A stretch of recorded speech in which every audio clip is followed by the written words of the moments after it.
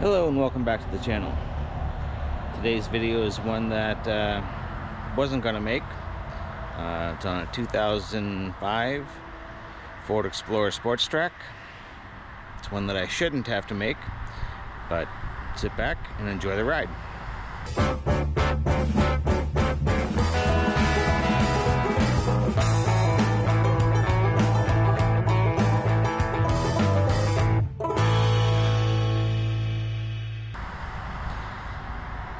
Okay, so on a previous video, I did the front brakes rotors on a 2005 Ford Explorer Sport Trac.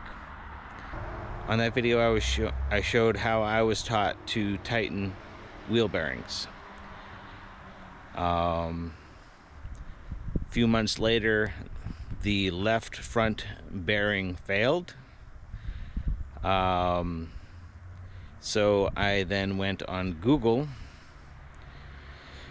and for anyone that's used Google, we all know how that goes.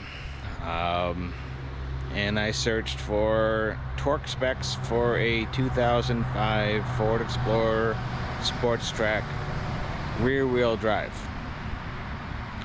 because they do make a four-wheel drive version of the vehicle.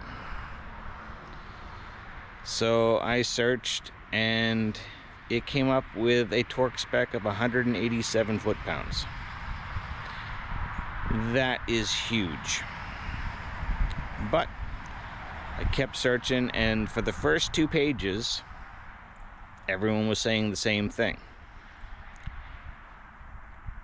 And when you opened the sites, they didn't distinguish between a rear-wheel drive and an all-wheel drive vehicle. Well, so I tightened the new bearing to 187 foot-pounds. And again, it lasted a couple months. And so I was frustrated. Went back on Google, checked my search results, same thing. I searched for a new spindle, and of course it comes up with Ford. And Ford has discontinued the spindle, but most of the search results were also for the front knuckle on an all-wheel drive, four-wheel drive vehicle. And so for those that don't know, now these aren't for the Ford. This is a hub for a front-wheel drive or an all-wheel drive vehicle. It has your lug studs in it, and then inside is a sealed bearing. This bolts on. The wire hanging here is the ABS sensor. What goes in here is a CV axle. So this is for front-wheel drive, four-wheel drive vehicles. Rear-wheel drive vehicles have a fixed spindle. So when you put your brake rotor on, or in the case of a trailer or something that's really old, you may have drums in the front, that portion will have an inner bearing and an outer bearing that the drum or rotor ride on the spindle, and then that brake drum or brake rotor will then have the wheel studs, or potentially it may just have holes and then you have lug bolts versus lug nuts. For anyone that is searching for the front knuckle on a 2005 Sports Trac rear wheel drive. Here is the part number.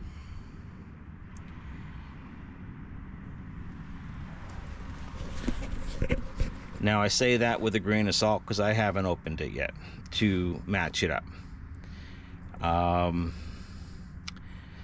Some things that you need to be mindful of is this Dutch shield is going to have to come off, and then this is your ABS sensor, which will also need to come off. You have your tie rod end, you have your lower ball joint, and you have your upper ball joint. So while you have it apart, check to make sure that these are all functioning and look in good condition, because if you have to replace them, now's the time to do it. You'll also want to check your bushings on your control arms and see if they're bad and might need to be replaced.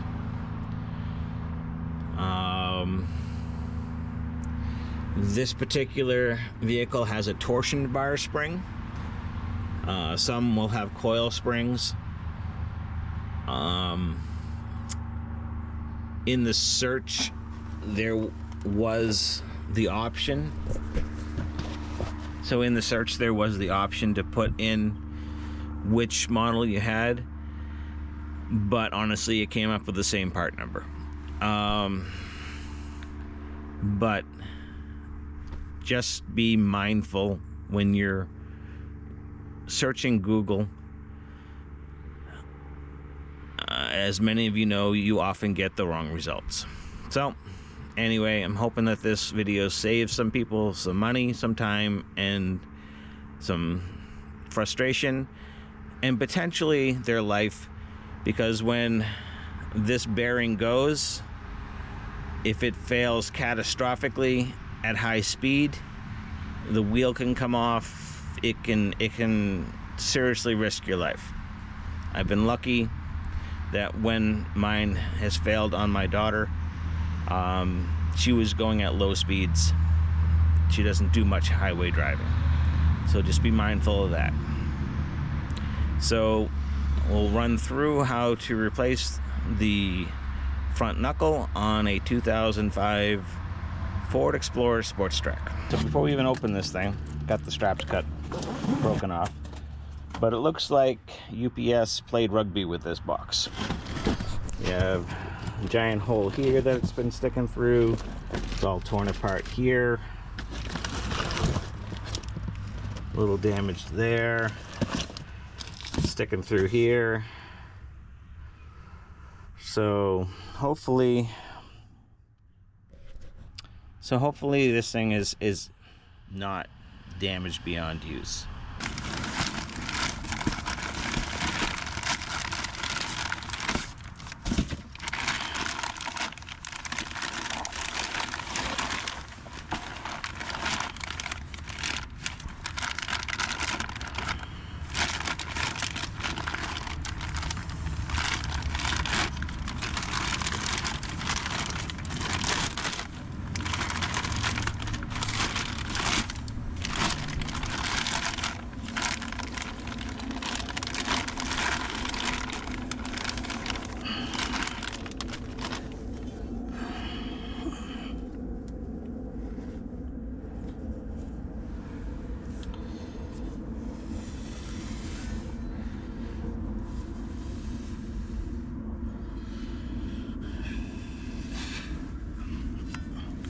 Alright, so upon initial inspection, it does look decent.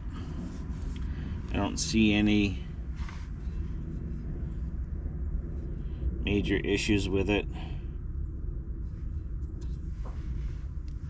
The spindle is protected to an extent. though it does have some cardboard or dirt, not sure which, in the threads, but they do seem fairly intact.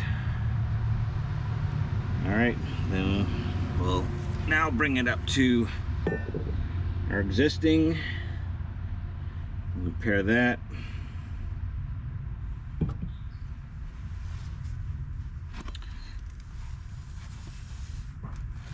Alright, things do look the same, so we'll move forward.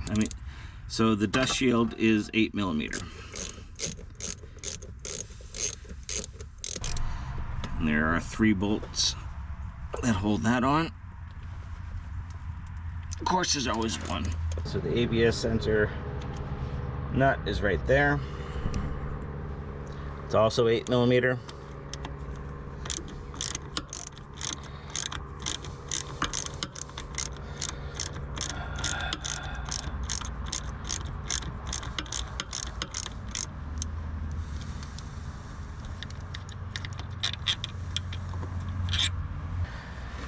And that should be interesting getting out. I did not pick up a new one. The nut that holds the upper ball joint in place is a 15mm.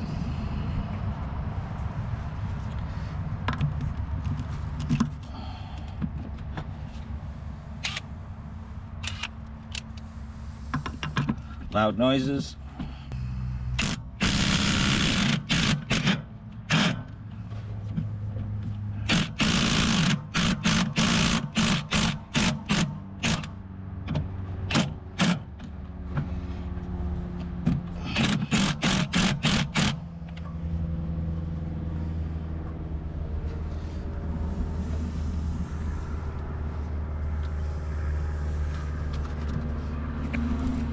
Leave the nut on there because we need to try and drive this out a little bit. And you do have a cotter pin on your tie rod, and you have a cotter pin on your lower ball joint.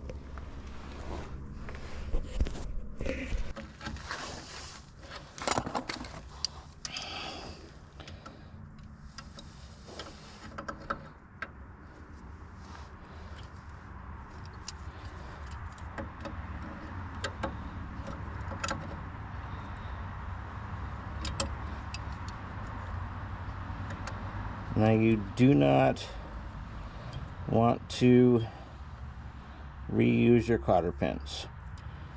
If you're trying to do it on the side of the road or something, just to get yourself home, although you shouldn't need to be doing your tie rod ends or lower ball joints on the side of the road, so don't reuse your cotter pins.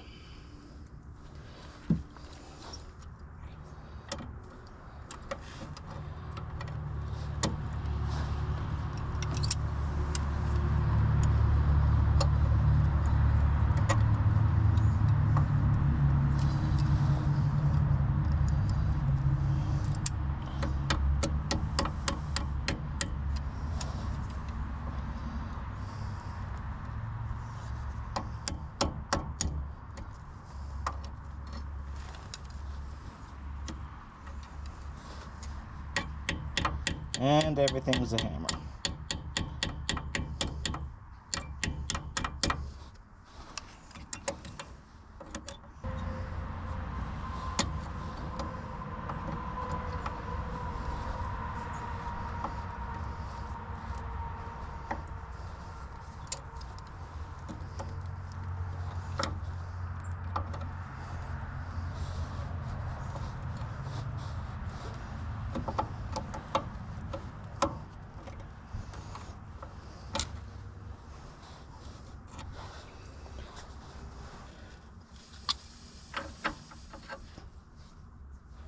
So the nut for the tie rod end is 21mm.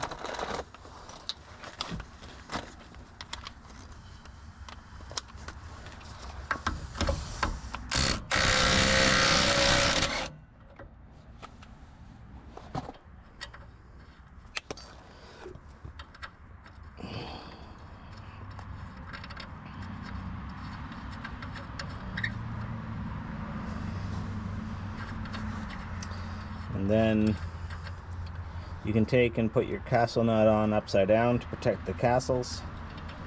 If you were to have to hit this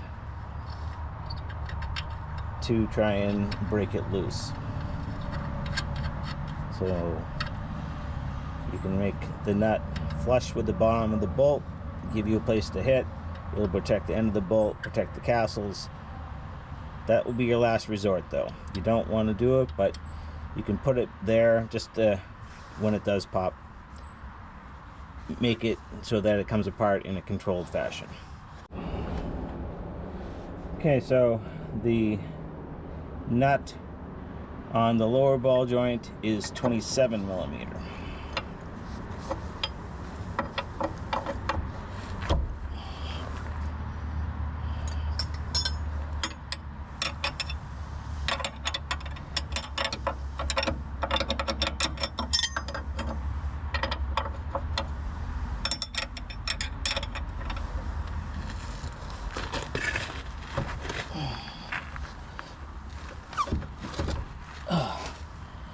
And that is on there good.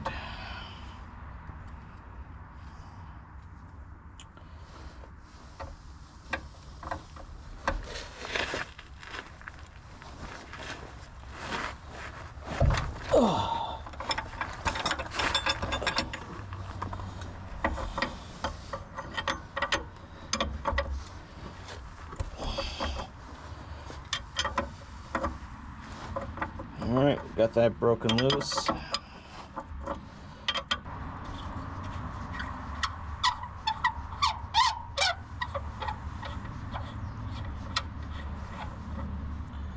again, turn your castle nut upside down.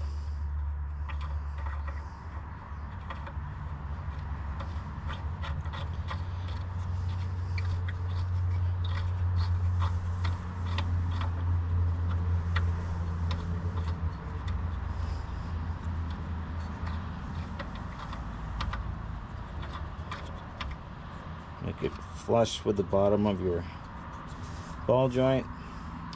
Now we have to try and break these loose.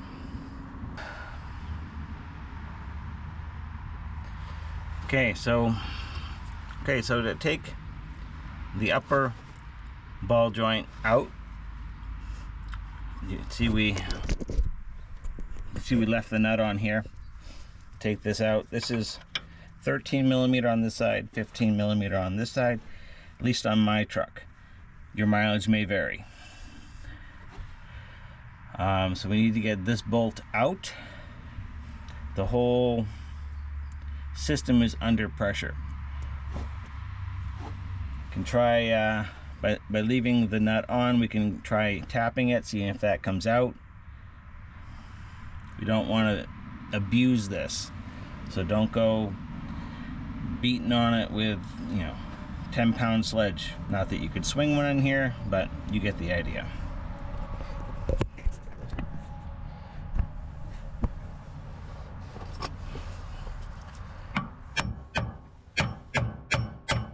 And that does not seem to want to move freely.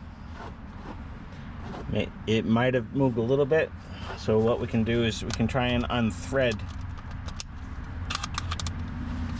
this bolt. See if that works.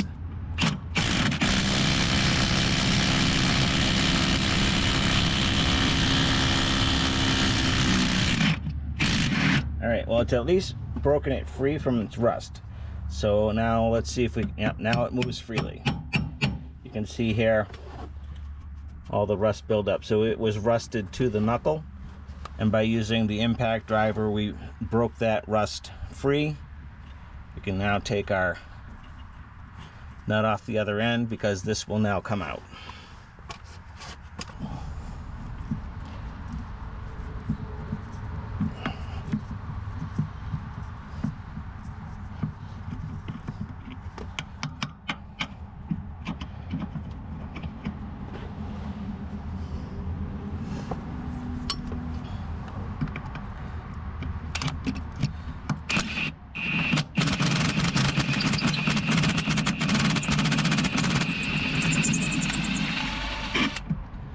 So just by spinning it lightly and a little pulling it backwards. Obviously, when you're using something, an impact or whatever, if you pull it too quick or too hard, it'll just pull out. So light pressure and it should back right out. And we want to separate this upper ball joint from the knuckle, but we'll leave that in place for the moment. Yeah, let's try and get the tie rod and the lower ball joint at least broken loose. We have the nuts left on them to help facilitate keeping the knuckle in place while we do that. So there are a couple ways that you can break the ball joint and the tie rod loose. One is to hit the steering knuckle to try and ever so slightly deform the pocket that they're in, which will allow the balls to pop out of their location in the knuckle. Another way is with a pickle fork. There are tools that will press. I don't own those right now, so we'll just try and do it with the tools I have and the ways I know.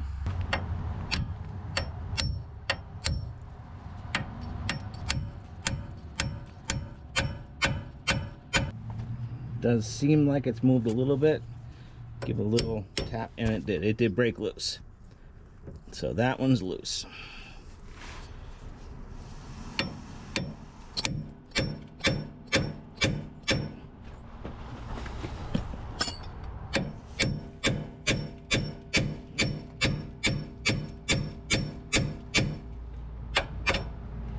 That one is not going so easy, but the upper ball joint is coming out. So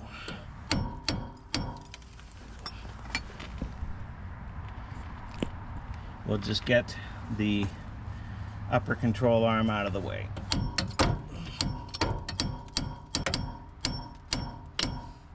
And as you can see, it's a little 16-ounce hammer, not going crazy here.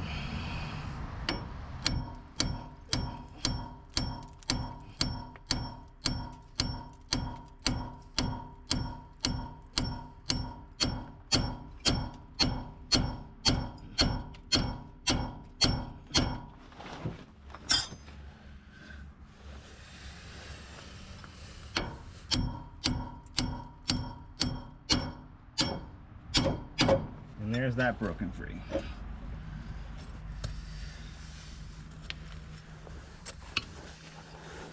We do have an ABS wire here. This may or may not break loose. It may break off. We shall see. That is also 8mm.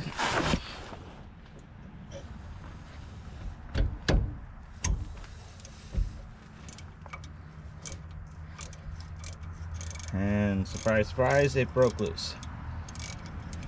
All right, well, that comes off. So there's the ABS wire loose from the knuckle here. It's still in the knuckle down here.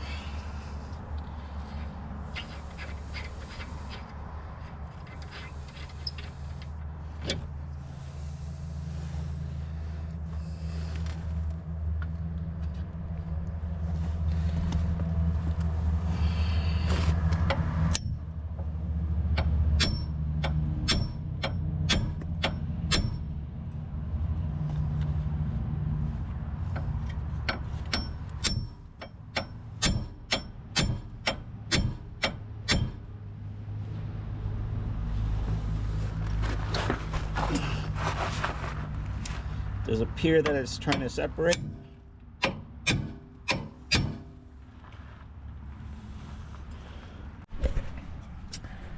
All right, so if you've been fighting with your ABS for a while and it won't come out,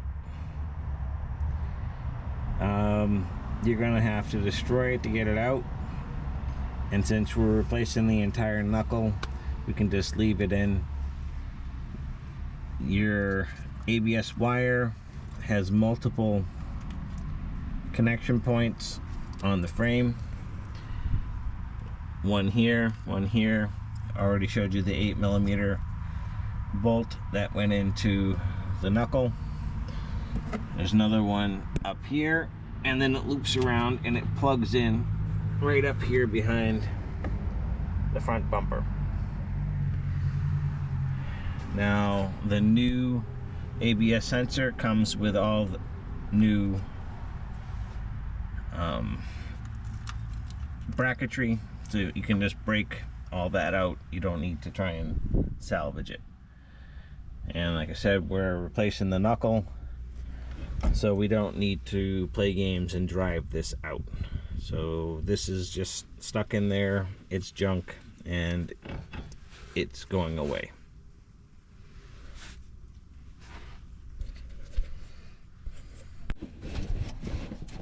So the ABS should just have a little tab on it.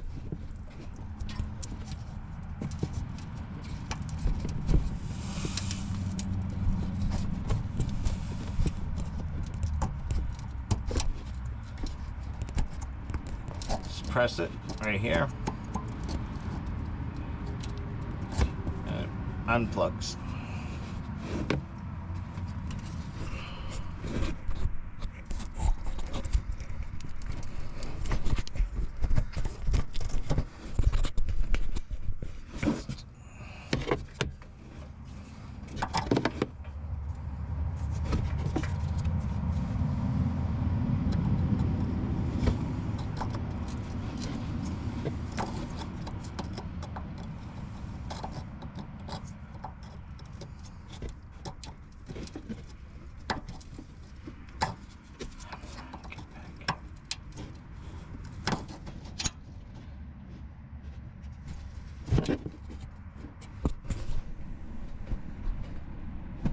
So the ABS sensor just has a little tab right here. You want to press that, pull down, sensor comes apart, and you want to check your wiring.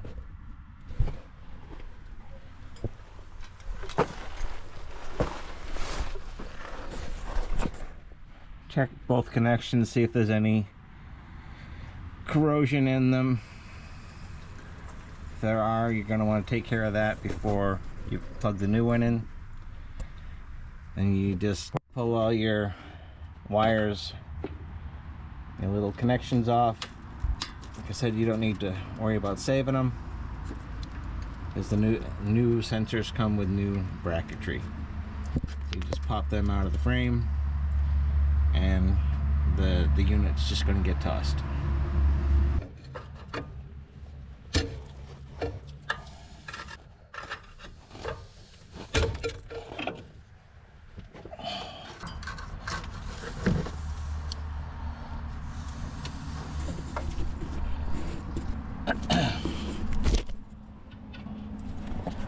So those aren't too terrible to get out. They are pretty wide Christmas trees, and so they pop out pretty readily. And we're still fighting with the lower ball joint, but I'll be back when we get that out. Okay, so we finally have it loose.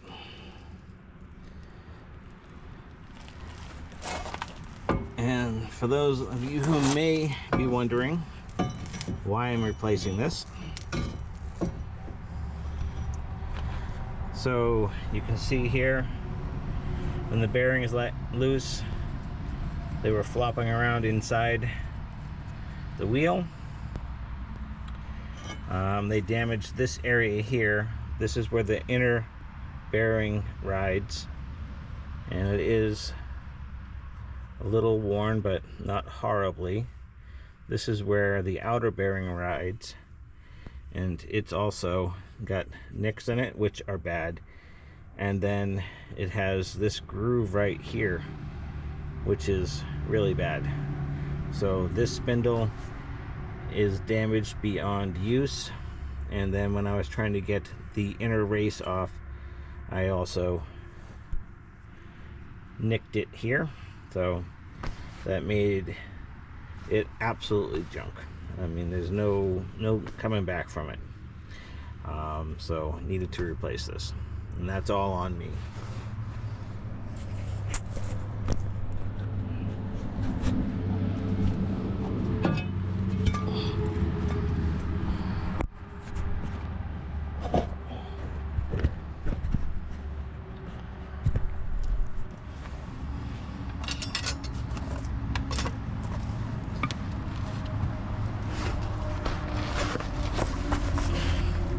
So putting the new knuckle on is this reverse of the taking it apart. If you do have greasable ball joints, you want to remember to hit them with some grease. So if it has a grease zerk on it, which is the little nipple that where the grease goes in, you want to hit those. If they're sealed like that, then you don't need to worry about them. Once these fail, they fail. There's no maintenance on these. But if it has a grease zerk, you're going to want to make sure that you hit it.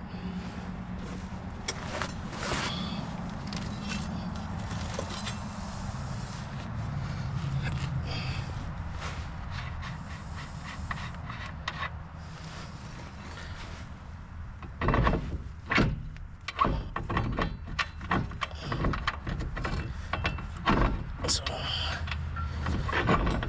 bring your new knuckle up, get the bottom ball joint started, get that up there. All right.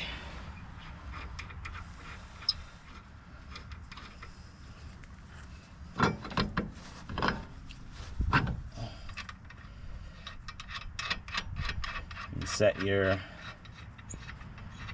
tie rod in, and then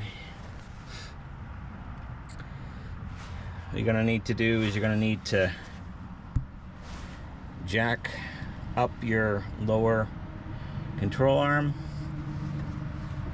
and or pull down on your upper control arm. So you can start by just trying to pull down on this and see if you can get it in far enough,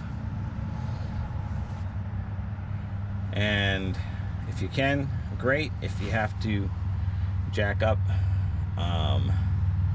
the lower, just be mindful that it's on your jack stands, and you don't want to push the vehicle off of that. If you're on a lift, it's even more crucial because you're underneath the vehicle, it's in the air. If you're just on jack stands and it were to slide off, it still has 3 wheels that are still on the vehicle, assuming you're not doing both fronts at the same time. But alright, so it does appear that I'll be able to pull the top down far enough. We'll have our upper bolt ready.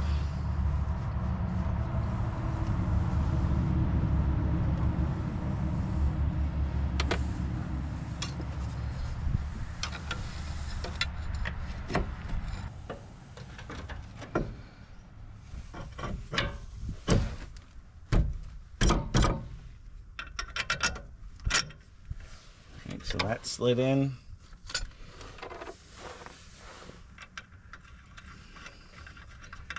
We get our nut on.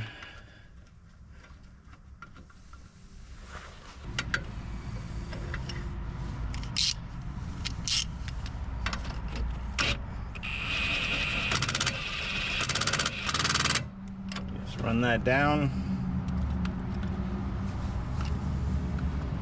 And we'll torque that to spec in a bit.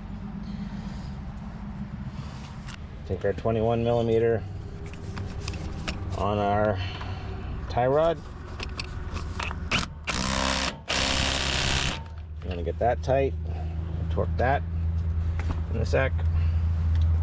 And your 27mm on your bottom ball joint.